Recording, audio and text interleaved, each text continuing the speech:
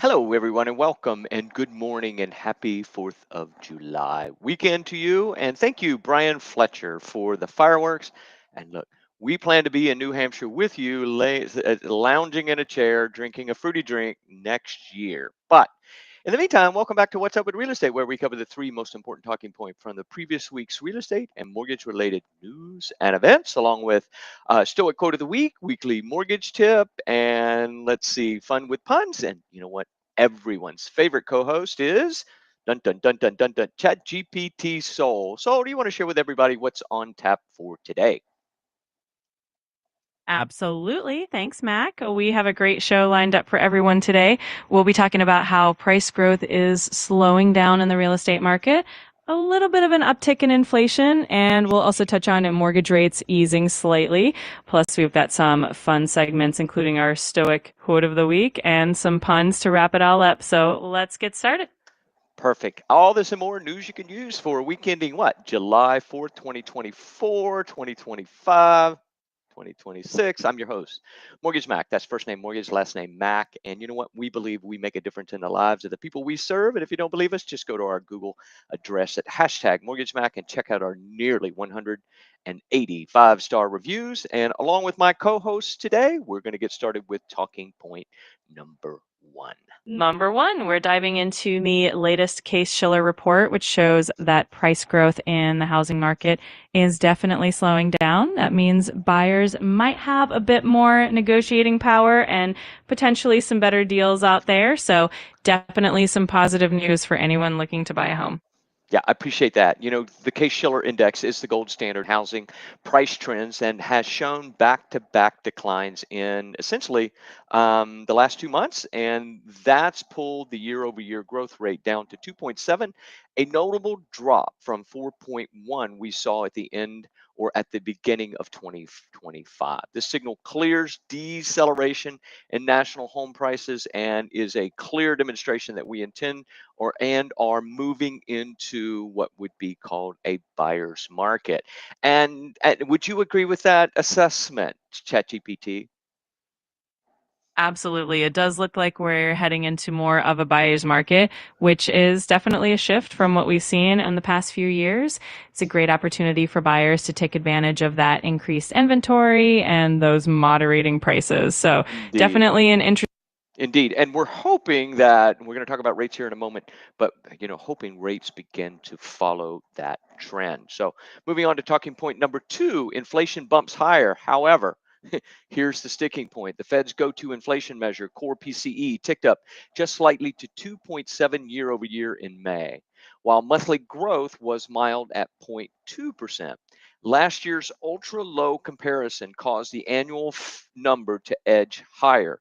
The Fed's target is 2%, so this keeps them cautious. So, given this mild uptick, how likely do you think the Fed is to cut rates at its next meeting?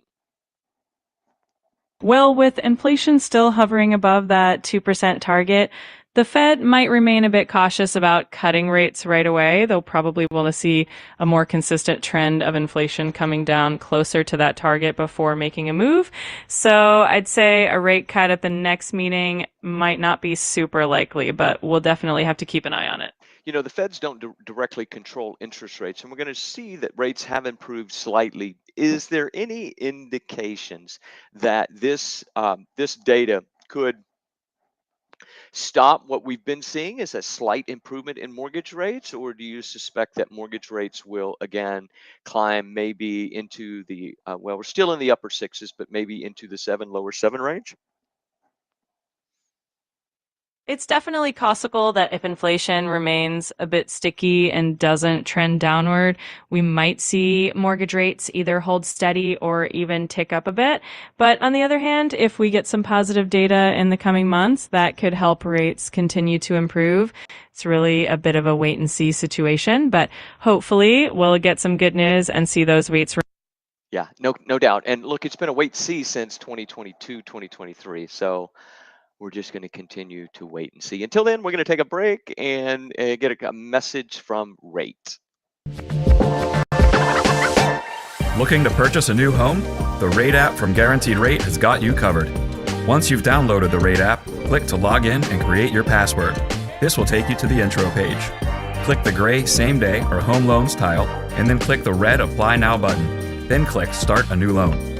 Begin by telling us where you are in the home buying process. Typically, for a pre-approval, you will click What Can I Afford?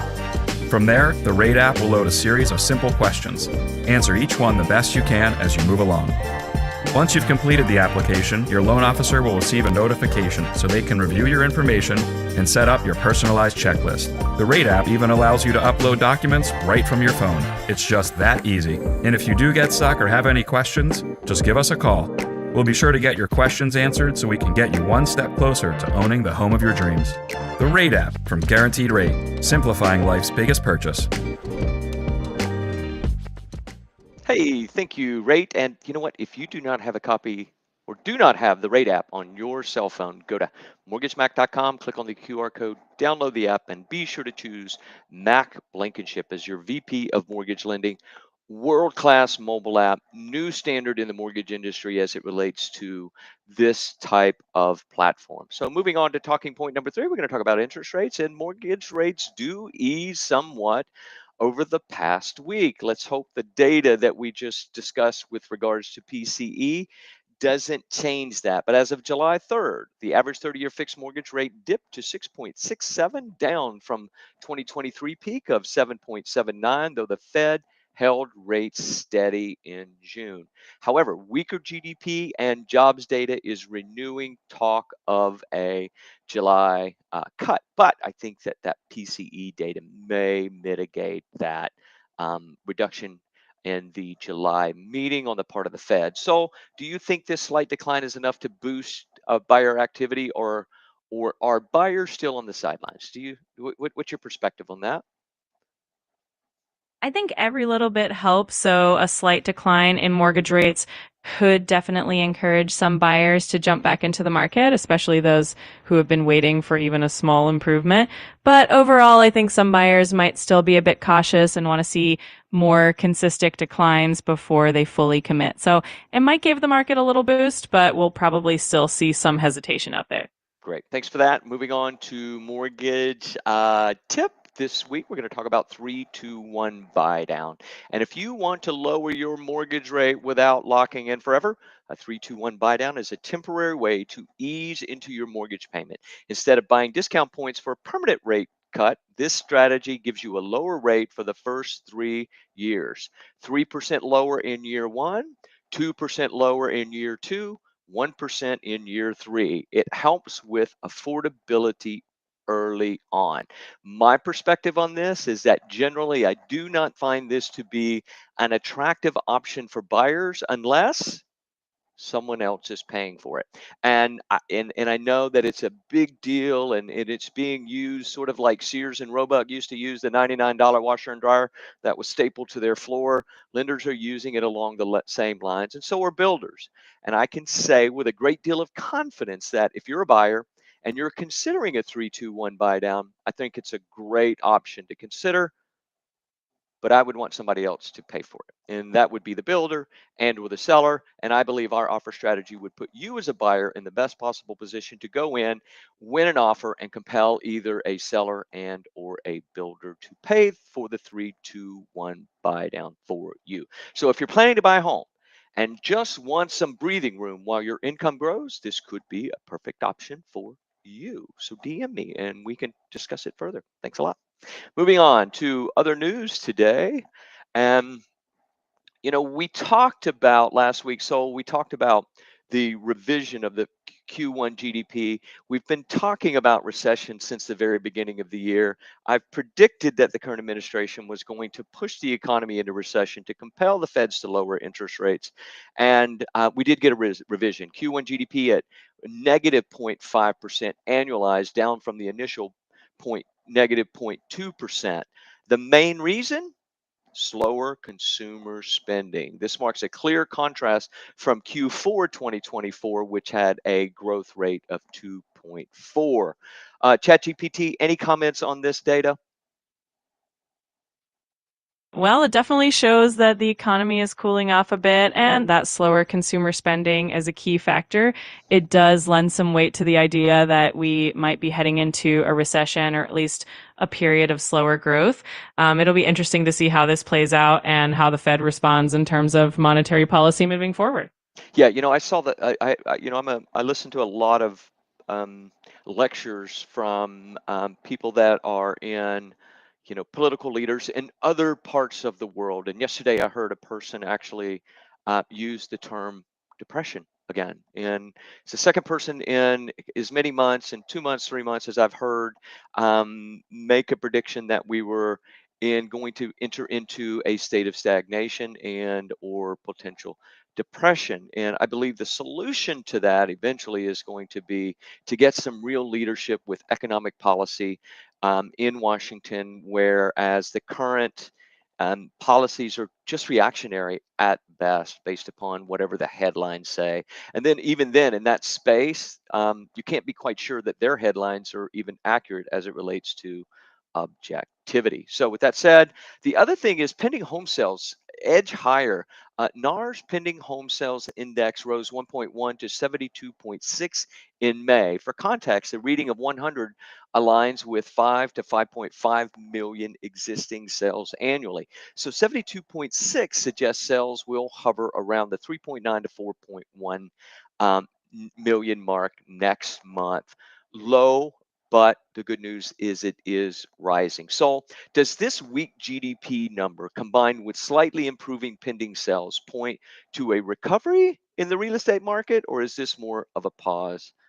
And what are your thoughts? I think it's a bit of a mixed bag. The slight increase in pending home sales is definitely a positive sign and could indicate some recovery in the real estate market, especially as buyers start to gain a bit more confidence. But with the weaker GDP and some of the economic uncertainty, it might be more of a cautious pause. So I'd say we're seeing some hopeful signs, but it's still a wait and see situation overall. Agreed. Agreed. Moving on to Houston, Texas, which is, I live right outside of Houston, Texas, in Pearland. And Houston median price versus active listings. Houston median listing prices are up 24% since the end of 2019, but have dipped 7% from mid 2022 peak. Inventory is 12% higher than in May 2019. Excuse me, this modest appreciation, just 4%, indicates Houston could maintain relatively stable pricing against a national softening. And I talked about it last week, and I think I just did a video clip on YouTube where we are seeing appraisal gaps. And what we mean by that is that appraisal gap is we have a sales price, then we have appraisal gap, and in this instance, the appraisal gap is lower than the sales price, and consistently we are seeing that data come in lower. And I just don't get it. I mean, then and I had a conversation with a listing agent yesterday, wanted to give me all the reasons why this particular home was worth what she listed it at. But I'm not the right person for that. I'm the appraiser. And in this instance, we do have what we call a reconsideration, a value process where, hey, once we give the appraisal report to the buyer is free to share it with whomever they wish. And in this instance, shared it with the listing agent. And what we're asking is, hey, the appraisal process is an independent process. And if you have, if you have objective data to provide to create a counter narrative than what the appraiser has provided, we are definitely open to that idea, but rarely. And rarely have I ever seen in a reconsideration of value where we were at the agents and or were actually to pinpoint any specific error. That's what we're looking for.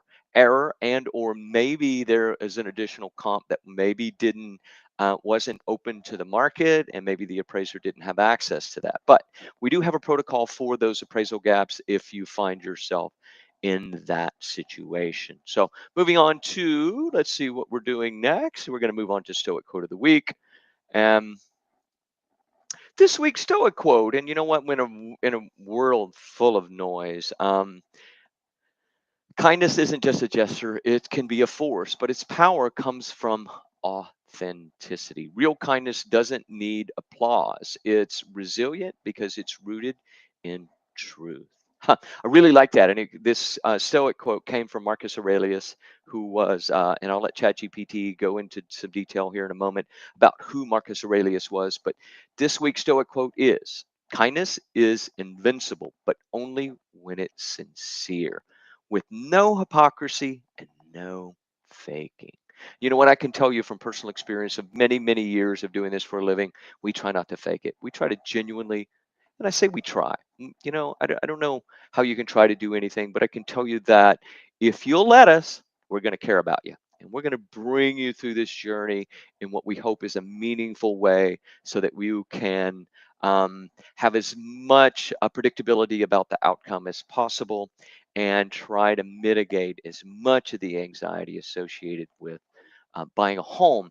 But this particular Stoic quote, I think, is relevant to a lot of folks in a lot of different industries, not just real estate, not just mortgage, where, they're just, they're sort of going through the motions, but not sincere about their endeavors. ChatGPT, I'm going to bring you in here to give us some insight, please.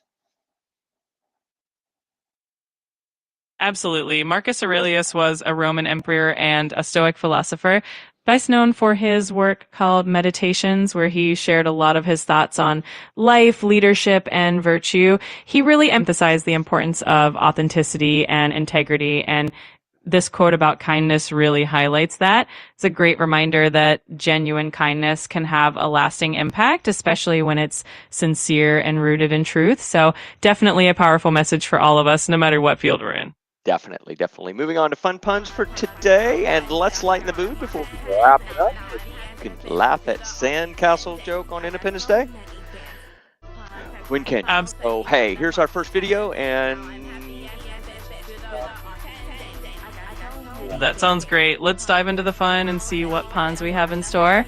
I'm sure everyone could use a good laugh to wrap up the show on a lighthearted note. Yeah. So here's one of our highly, I guess, liked TikTok videos. You know, we have a TikTok channel at TikTok at MortgageMack, and what we do is just put out some silly, fun stuff out there related to puns. And this one is, even I can't find my hidden talents. Maybe they're under the couch. I love that one. It's always fun to add a little humor into the mix, and who knows, maybe those hidden talents really are just hiding in plain sight. It's always great to bring a bit of laughter to everyone's day. Absolutely. Let's see the next one. So this one was pretty funny as well. So 1 second. All right, I can't wait to see what the next one is. It's always great to keep the energy up with some humor. Let's see what fun pun we've got next.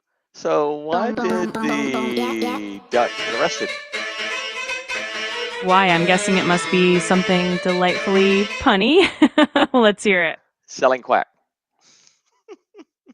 Oh, that's a good one. I guess that duck just couldn't keep things on the right side of the law. Thanks for sharing that one. It's always fun to have a good laugh. So, you know what they say about retired cowboys? They somewhat deranged, maybe? That's a clever one. I guess once a cowboy hangs up his hat, he might just get a little bit off the range. Thanks for the checkup. That's right. That's right. And here's a sandcastle joke for the 4th of July. My sandcastles are groundbreaking. Oh, that's perfect. Nothing like some groundbreaking sandcastles to celebrate the holiday. That one's definitely a winner. Yep. And you know my favorite pun? Of course. Who's always shaking her fins? Shakira. That one's always a classic and definitely a favorite. Yep. Yep. Thank you so much. Thanks for tuning in, and thanks for joining us for this week's episode of What's Up with Real Estate. And thanks to our sponsors, Rate.com and List Reports. Remember, knowledge is the key to making the best decisions for you and your clients. Join us here every Saturday, 10 a.m., right here on LinkedIn, YouTube, Facebook. And until next time, stay informed, stay engaged, and I'll see you at closing. Say bye. Bye, everyone. Thanks so much for joining us today.